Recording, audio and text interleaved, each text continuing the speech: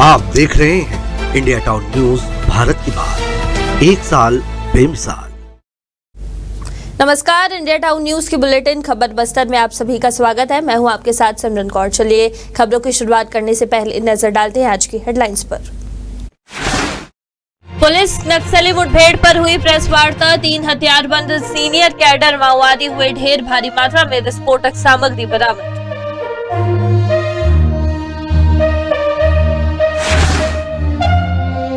कांकेर में खनिज न्याय निधि से नई पहल, जेल के बंदियों ने दी 10वीं और 12वीं की ओपन परीक्षा, बंदियों को मुख्य धारा में लाने का प्रयास।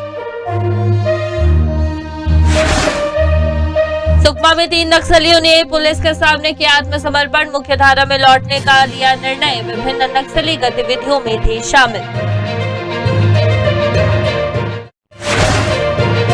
दंतेवाड़ा किरंदुल पुलिस द्वारा चोरी की बड़ी घटना को किया विफल, 5 आरोपियों को किया गिरफ्तार, लोहे का सामान चोरी की नियत से आए थे चोर। बस्तर पुलिस की अवैध शराब बिक्री पर कार्रवाई, देसी महुआ शराब की बरामद, आबकारी एक्ट के तहत अपराध पंजीबद्ध।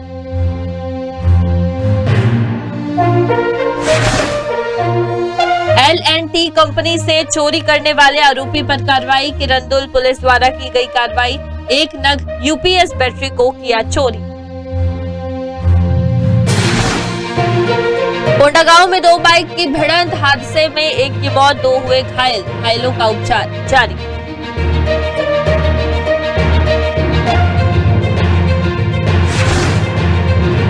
अंतागढ़ बस स्टैंड की बदहाली, ऐसी सुविधाओं का अभाव और गंदगी की समस्याएं, मुसाफिरों के लिए नहीं है पेयजल की उचित व्यवस्था। कांकेर में नवरात्रि की तैयारियां जोरों शोरों से, मूर्तियों की कीमतों में वृद्धि से कलाकारों में चिंता, मूर्ति बनाने वाली सामग्रियों की बढ़ गई है कीमत। सुकमा पुलिस को मिली बड़ी सफलता, माओवादियों के सप्लाई नेटवर्क को किया गया ध्वस्त, 2 संदिग्धों को किया गिरफ्तार।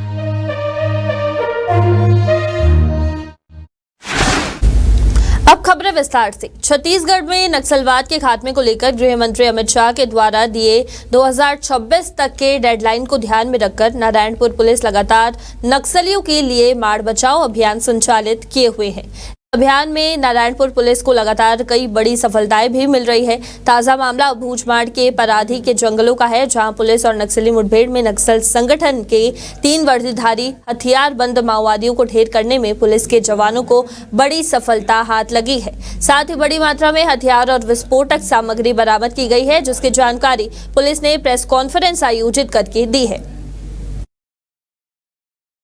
अबूझमाड़ में लगातार नक्सलियों के खिलाफ माड़ बचाओ अभियान जारी किया गया है और लगातार जो नक्सली हैं उन पर रणनीतिक जो जीत है वो हासिल हमारे जवान कर रहे हैं। आज हमारे साथ बस्तर के जो आईजी साहब हैं वो मौजूद हैं और आज उनसे जानेंगे कि क्या कुछ रणनीति रही और जिसके चलते एक SZCM के जो बड़े नक्सली काडर जो है उसको ढेर करने में बड़ी सफलता हाथ लगी है। सर, जानना चाहेंगे क्या कुछ रणनीतिक जो चुनौतियां रहती है जवानों को अबूझमाड़ के क्षेत्र में?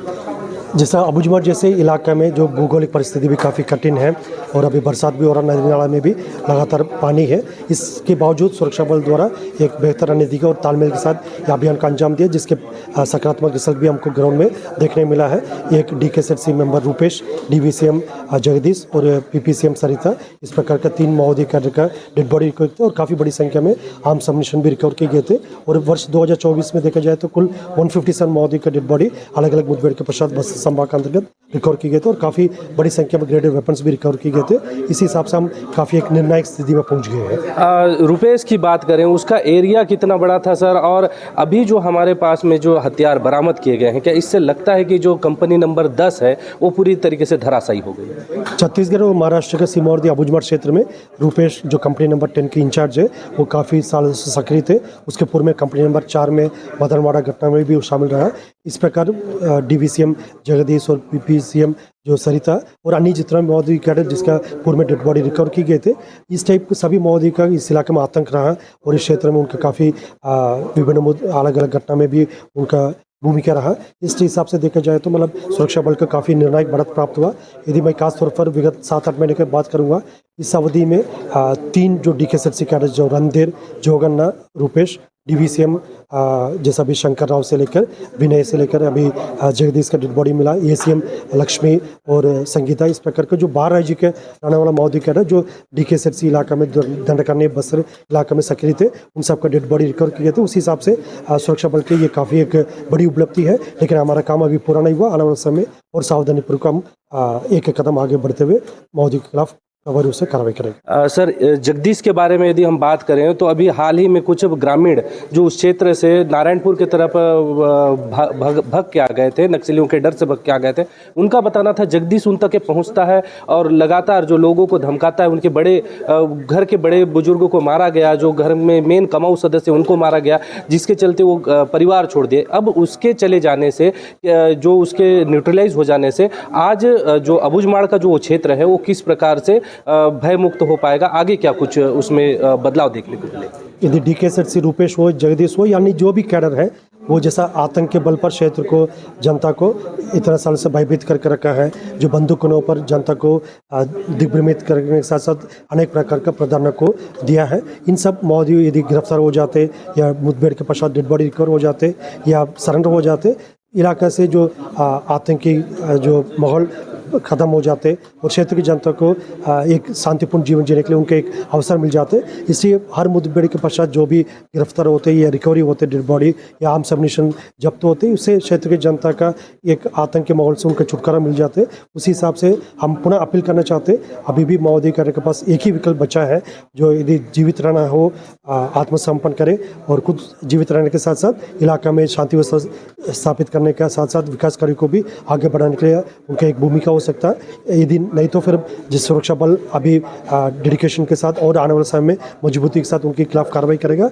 उनके पास अभी भी समय है, इनसे त्याग कर हथियार छोड़कर सुरक्षा मतलब आत्मसमर्पण करें, अपने जीवन को भी सुरक्षित करें और क्षेत्र में भी सुरक्षित वातावरण निर्मित करने में अपना योगदान दें।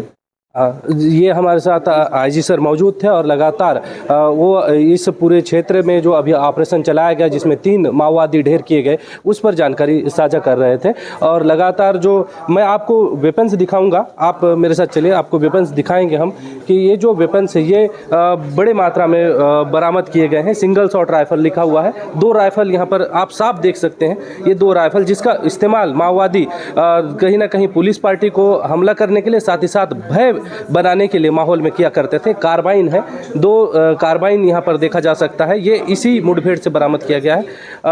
SLR 7.62 mm राइफल, यानी ये गोली का निश्चित तौर पर साइज होगा और जिसके चलते ये जो एम्स हैं वो देख सकते हैं। इसके साथ ही साथ AK-47 INSAS rifle, 303 rifle, 12 bore बंदूक और भी कई सारे जो एम्स जो हथियार है वो बरामद किए गए हैं। इसके साथ ही ये जो पूरा जखीरा पकड़ा गया है ये BGL सेल्स का है। ये BGL सेल्स जो सबसे ज़्यादा जवानों को नुकसान पहुंचाती है, BGL सेल्स, उन पर आप देख सकते हैं। ये इसको एक छोटे से बंदूक से भी लॉन्च किया जाता है और ये जवानों के बीच में गिरकर जो इससे निकलने वाले छर्रे हैं वो कहीं ना कहीं पूरे जवानों को नुकसान पहुँचाती है और जो छर्रे है वो शरीर में घुस जाने से जवान हो या फिर जो भी इसके जद में आता है वो कहीं ना कहीं इसका शिकार हो जाता है और उनकी तत्काल वहां पर मृत्यु हो जाती है। इस प्रकार से देखा गया है कि अधिकतर जवानों को ये BGL सेल्स ज़्यादा नुकसान पहुंचाए हैं। साथ ही साथ जो हथियार है वो बरामद किया गया है। ये पूरी सिनेरियो को देखा जाए तो कहीं ना कहीं कंपनी नंबर 10 जिसकी कमर आज टूटती हुई नजर आ रही है, नक्सलियों की कंपनी नंबर 10 जिसका खौफ जो है गढ़चिरौली से लेकर छत्तीसगढ़ तक में देखने को मिला था, उसकी कमर टूटते नजर आ रही है। आगे भी इसी प्रकार से जो अभियान है वो संचालित किए जाएंगे। नारायणपुर के SP और जो बस्तर IG है उनका कहना रहा है और देखने वाली बात होगी कि आगे किस प्रकार से पुलिस कार्रवाई करती है। और अमित शाह के जो एक मिशन है 2026 जिसमें नक्सल मुक्त छत्तीसगढ़ की जो साकार सपना जो देखा जा रहा है उस पर कार्रवाई कर पाती है। इंडिया टाउन के लिए आकाश सिंह ठाकुर, नारायणपुर। कहते हैं कि यदि कोई व्यक्ति किसी अपराध में जेल पहुंच जाए तो उसकी जिंदगी जेल की एक कोठरी में सीमित हो जाती है और समाज की मुख्यधारा से उनका नाता टूट जाता है। लेकिन कांकेर जिला प्रशासन ने जेल में बंद कैदियों को मुख्यधारा से जोड़ने का एक अनूठा प्रयास किया है, जिससे उनकी जिंदगी में बदलाव की शुरुआत हुई है। ने खनिज न्याय निधि से जिला जेल के बंदियों को 10वीं और 12वीं ओपन परीक्षा में शामिल कराकर उन्हें मुख्य धारा में लाने का प्रयास किया है। जेल के परीक्षा केंद्र में आयोजित परीक्षा में 16 कैदियों ने फॉर्म भरा, जिसमें से 15 कैदियों ने परीक्षा दी। जिला ओपन परीक्षा प्रभारी वाजिद खान ने बताया कि जेल में उपस्थित होकर कैदियों को मोटिवेट किया गया और उन्हें निःशुल्क पुस्तकें भी उपलब्ध कराई गई है। छत्तीसगढ़ राज्य ओपन स्कूल रायपुर द्वारा अगस्त 2024 में परीक्षा आयोजित की गई और इसका परिणाम 25 सितंबर 2024 को जारी किया गया। परीक्षा में 10वीं के 10 कैदियों में से 6 ने सफलता प्राप्त की, जबकि 4 को पूरक की पात्रता मिली। वहीं 12वीं के 5 कैदियों ने भी परीक्षा उत्तीर्ण की है। छत्तीसगढ़ राज्य ओपन स्कूल के द्वारा अगस्त में भी परीक्षा आयोजित की गई थी। इसमें जिला जेल कांकेर में जो हमारे जो बंदी हैं उनको अथक प्रयास से और माननीय कलेक्टर महोदय के जो उन्होंने राशि स्वीकृत की थी खनिज न्यास निधि के माध्यम से, उसके द्वारा हम लोगों के द्वारा ओपन जो समन्वय केंद्र उसके द्वारा उनको मोटिवेशन किया गया और लगभग 16 जो कैदी जो थे जेल के अंदर जो बंद हैं विभिन्न धाराओं में उनसे परीक्षा फार्म भरवाया गया, उनको मोटिवेशन किया गया और उसके पश्चात 16 कैदियों ने परीक्षा फार्म भरा था। सुकमा जिले में छत्तीसगढ़ शासन की नक्सलवाद उन्मूलन एवं पुनर्वास नीति के अंतर्गत 3 नक्सलियों ने आत्मसमर्पण किया है। वरिष्ठ अधिकारियों ने निर्देशन में चल रही नियर नीलेनार योजना से प्रभावित होकर और पुलिस के बढ़ते प्रभाव के चलते ये नक्सली मुख्यधारा में लौटने का निर्णय लिया है। नक्सली संगठन में शामिल होकर विभिन्न नक्सली गतिविधियों में शामिल रहे हैं, जैसे पुलिस गश्ती, पार्टी की रेकी करना, मार्गों पर स्पाइक बम लगाना और शासन के खिलाफ पर्चे और बैनर लगाना। इन सभी आत्मसमर्पित नक्सलियों को छत्तीसगढ़ नक्सलवाद उन्मूलन एवं पुनर्वास नीति के तहत सहायता राशि और अन्य सुविधाएं प्रदान की जाएंगी।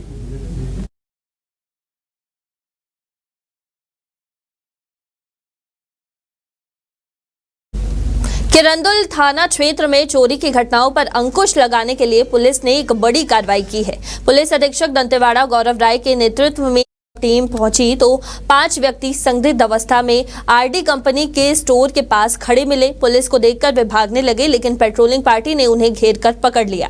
लोगों से पूछताछ करने पर उन्होंने बताया कि वे कंपनी का लोहे का सामान चोरी करने की नीयत से आए थे। पुलिस ने आरोपियों को मौके पर गिरफ्तार कर लिया है।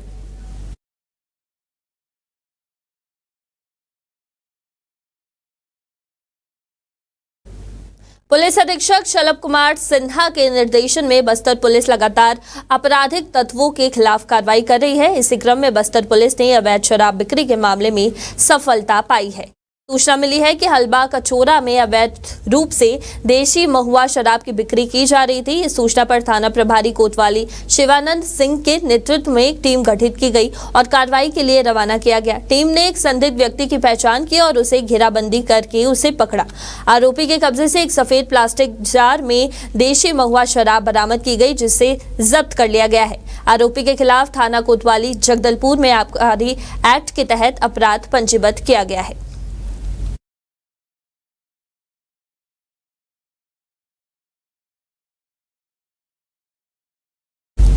दंतेवाड़ा जिले के किरंदुल थाना क्षेत्र में L&T कंपनी के सिक्योरिटी गार्ड मनोज कुमार तामो ने चोरी की रिपोर्ट दर्ज करवाई थी। प्राथमिक के अनुसार एक व्यक्ति L&T कंपनी के SS2 बिल्डिंग के पास से एक नग UPS बैटरी चुरा रहा था। उपस्थित सिक्योरिटी गार्ड ने तत्परता दिखाते हुए आरोपी को पकड़ लिया। वहीं शिकायत के आधार पर थाना किरंदुल में अपराध दर्ज किया गया है। पुलिस ने आरोपी के खिलाफ वैधानिक कार्रवाई शुरू कर दी गई है। ये घटना सुरक्षा व्यवस्था पर एक बड़ा सवाल खड़ा करती है।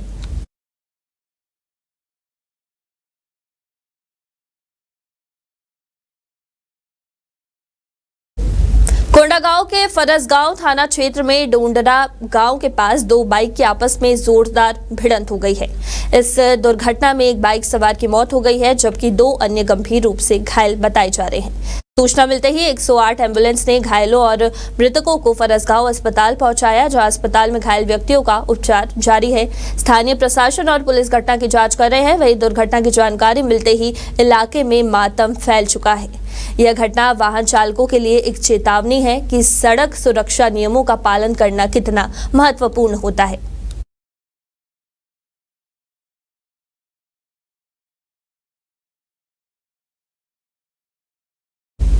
इसी के साथ वक्त हो चुका है एक छोटे से ब्रेक का। खबरें और भी है, बने रहिए इंडिया टाउन न्यूज के साथ। पल पल बदलते राजनीति के मिजाज, प्रदेश की राजधानी रायपुर के साथ ही गरियाबंद, धमतरी, भाटापारा, महासमुंद और बलौदा बाजार की हलचल। क्या करने जा रही है सरकार? विपक्ष से किस बात पर तकरार? किसने किसको दी मात और किसने किसको पिलाया पानी? देखिए इंडिया टाउन न्यूज की खास पेशकश। राजधानी सरकार धानी, हर रात 7:30 बजे सिर्फ इंडिया टाउन न्यूज पर। ये संस्कारों की नगरी है, छत्तीसगढ़ के सरोकारों की नगरी है।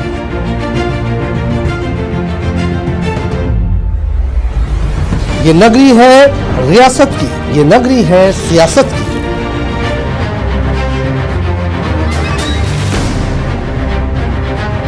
संस्कार धानी के सरोकारों से अपडेट कराता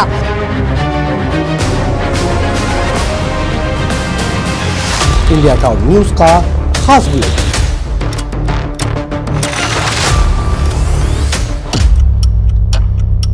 जिसमें शामिल होगी राजनांदगांव के साथ ही दुर्ग, भिलाई, कवर्धा, बेमेतरा, बालोद, मोहला, मानपुर, अंबागढ़ चौकी, खैरागढ़, छुई खदान और गंडई की सभी खबरें।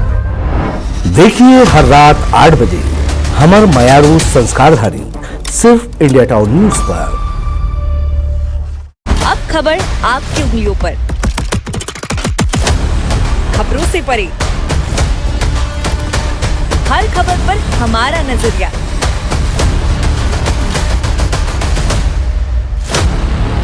इंडिया टाउन न्यूज, भारत की बात।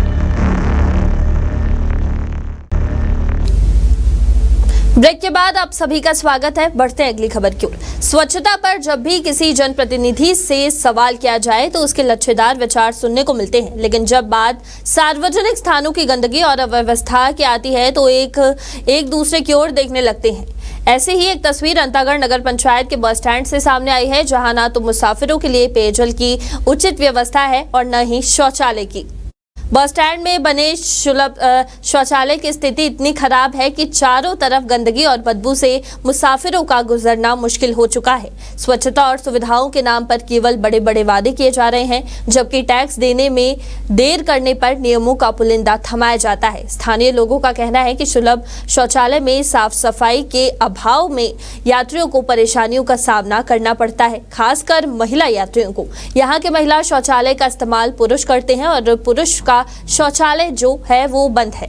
इसके अलावा स्वच्छ पेयजल की कोई व्यवस्था नहीं होने के कारण यात्रियों को पानी खरीदने पर मजबूर होना पड़ रहा है। पानी की समस्या, वहाँ पे पानी का लेटरिन बाथरूम, जैसे बाहर से सवारी आते हैं, ट्रेन से लाते हैं तो यहाँ पानी पीने के लिए तरस जाते हैं। कभी कभी तो गाड़ी पकड़ के ऑटो बुकिंग करके पानी के लिए नया बारा कहीं जाना पड़ता है। यहाँ बाथरूम लेडीज़ के लिए तो और ज़्यादा समस्या है।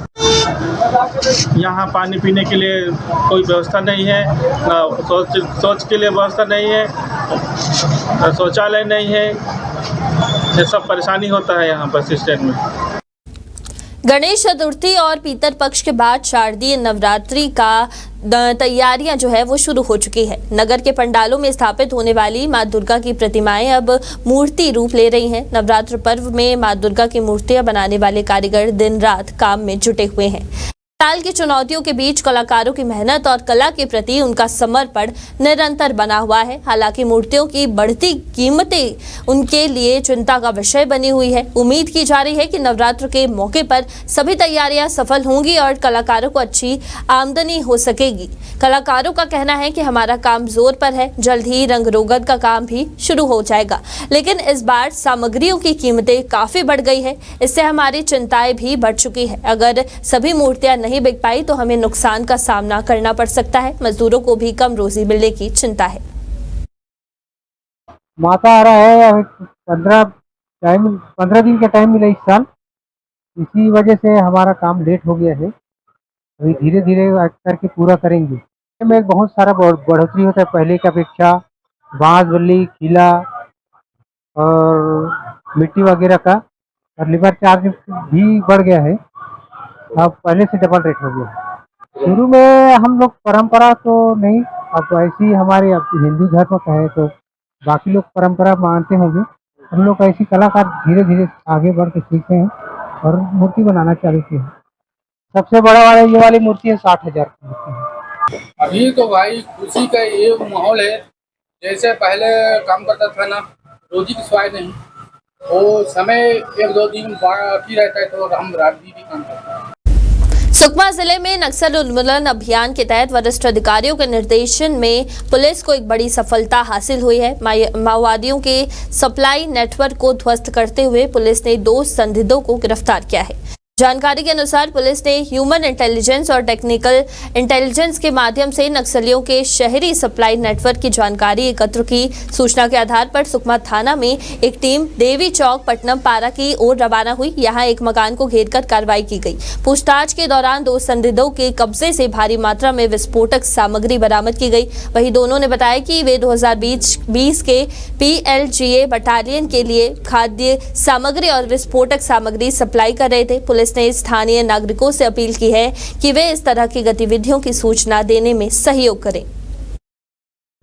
थाना सुकमा में PLGA बटालियन का शहरी जो सप्लाई नेटवर्क है उसको ध्वस्त करने में आज सफलता मिली है। इसी अंतर्गत कार्रवाई करते हुए मंतोष मंडल निवासी चिंतलनार व नागार्जुन निवासी आंध्र प्रदेश, इन दोनों की गिरफ्तारी की गई है। इनके पास से पोटेशियम नाइट्रेट, यूरिया पाउडर व अन्य विस्फोटक सामग्री बरामद की गई। इसके अलावा इन्होंने कबूला की 2020 से ये लोग नक्सलियों की जो बटालियन टीम है उसको walkie talkie, urea, gun powder और अन्य विस्फोटक सामग्री ये सप्लाई करते थे। इन दोनों की गिरफ्तारी की वजह से बटालियन का जो सप्लाई नेटवर्क है वो कमजोर करने में आज सफलता मिली है। कांकेर वन मंडल में वन्य जीवों का आतंक थमने का नाम नहीं ले रहा। हाल ही में सरोना वन परिक्षेत्र में एक बार फिर खूंखार तेंदुआ देखा गया है, जिससे खेत में काम कर रहे किसानों में हड़कंप मच गया। किसान जब अपने खेतों में काम कर रहे थे तभी अचानक तेंदुए की उपस्थिति ने सभी को चौंका कर रख दिया। खेत में मौजूद एक किसान ने इस घटना का वीडियो बनाकर उसे वायरल कर दिया, जिससे इस मामले की गंभीरता और बढ़ गई है। किसान का कहना है कि तेंदुआ खेतों के आसपास काफी देर तक घूमता रहा, जिससे उसके जानवरों और फसल की सुरक्षा को लेकर चिंता बढ़ गई है। स्थानीय वन विभाग को इस मामले की सूचना दे दी गई है, लेकिन क्षेत्रवासियों ने जंगल में वन्य जीवों के बढ़ते आतंक को लेकर प्रशासन की ओर से ठोस कदम उठाने की मांग की है।